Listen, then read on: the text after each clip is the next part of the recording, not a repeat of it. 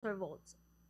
Well, as of now, wala pa ho kaming assessment. Sa Wednesday pa lang ho ito gaganapin. Mhm. Pero, yeah, so far, I guess it was generally more peaceful, yung excuse me, yung Metro Manila Mhm. mobilizations at wala namang any untoward incidents. But as far as the Trillion Peso March rallies went, yeah, okay naman din ito. Although compared to the September 21 na rally, mas mahaba po ito. Ginanap po ito na mula 6 a.m. until, no actually, sorry. 6 a.m. yung assembly namin, but the actual program started mga around 8 to 8:30. Mhm. I guess, and or even 9 a.m., no? Medyo mahaba-haba po ito kumpara nung nakaraang September 21. I will admit na medyo mas hindi siya gano'n kasing rami nung September Mhm. 21.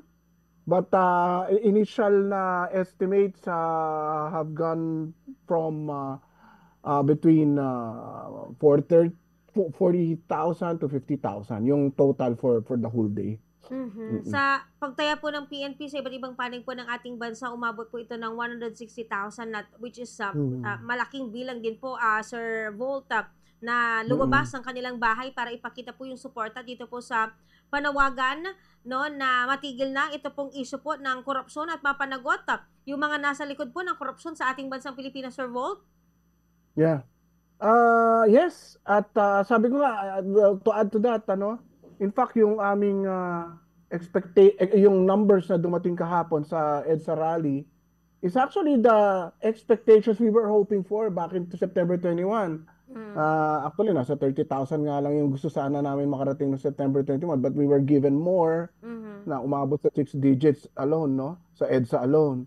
Pero itong nangyari na kahapon, I guess this is the number that we were, yun nga, sabi ko nga. Pero kahapon, dahil nga tumaas yung expectation because of the September 21 turnout, so people are expecting na another one of those same numbers. Pero Mhm. gayon pa man, I guess na siguro ang general sentiment is that na nakabantay pa rin ng taong bayan Yes. at sana talagang tuparin ng gobyerno ang kanilang pangako na before Christmas, siguro hindi natin nakakalimutan lahat 'yon. Nangako na ngayong bago magpasko may makukulong. Mhm. Pero naglabas ng mga pangalan na initial nakakasuhan, pero so far wala pa yung ina-expect nating malalaking isda, no? Parang sabi nga ng ibang mga kaibigan natin, parang ang nailabas pa lang mga pangalan ay parang mga mga dilis or Aha. baka parang Mhm. imbis na yung mga malalaking isda o mga o butete pa lang ng tubig, no? Parang ganun pa lang, no? Mhm. Mm-mm. Sir Volt, dito po sa atin sa lalawigan ng Pangasinan may mga pagkilos din, pagsasagawa ang mga lokal po ng mga simbahan. Ang napansin natin, karamihan po sa mga dumalo po dito ay mga kabataan. So, kayo po bilang organizer din po nitong Trillion Peso March, ano yung nakikita po ninyo na significance? Why sa malaking bilang ng mga kabataan yung lumabas at nagpapahayag ng kanilang boses dito po sa panawagan po, issue ng korupsyon sa ating bansa?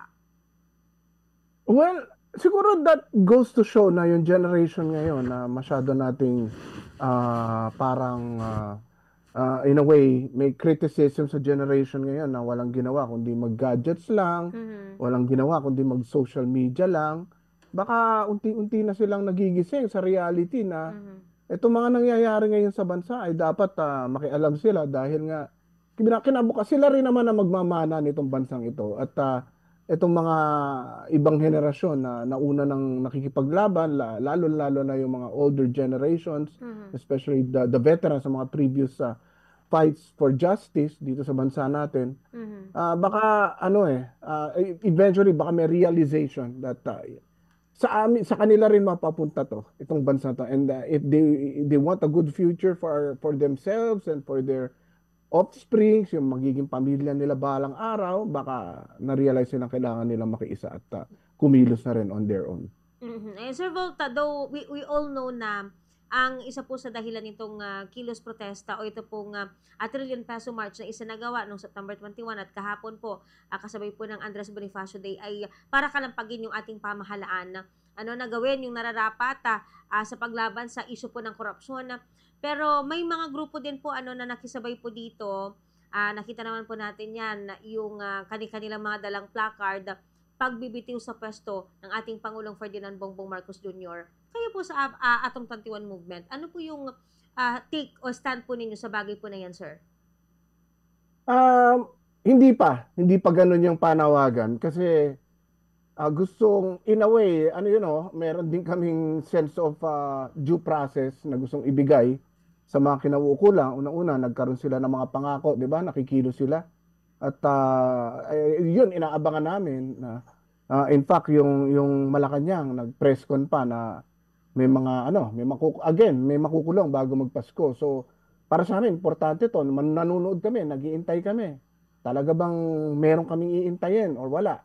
So kahapon may mga panawagan kami na siguro medyo maanghang para sa ibang mga organisasyon, especially yung mga ibang uh, um, ano um, what do you call this, yung mga meron tayong mga kasamahan din sa population ng ating bansa right now who are more inclined to be more yung wag masyado maging hard against Mm. against Malacanang just because they don't want the vice president to take over. Aha. Pero para sa amin kasi both of them are in position as president and vice president. They have an obligation to our country. At sa palagay ko, kung ano man ipapangako or pinangako nila, dapat they have to show na talagang tutuparin nito dahil kung hindi, baka hindi namin tinatapos ang aming salita na hindi kami tatawag ng pagbibitiw balang araw. Kasi, Mhm. pero meron tayong in a way, due process na gusto namin ibigay sa kanila. They have to show their worth as leaders of our country at lalong-lalo na yung nakaupo sa Malacanang. Aha. Sir Volt, meron din pong mga reactions sa ito pong ilan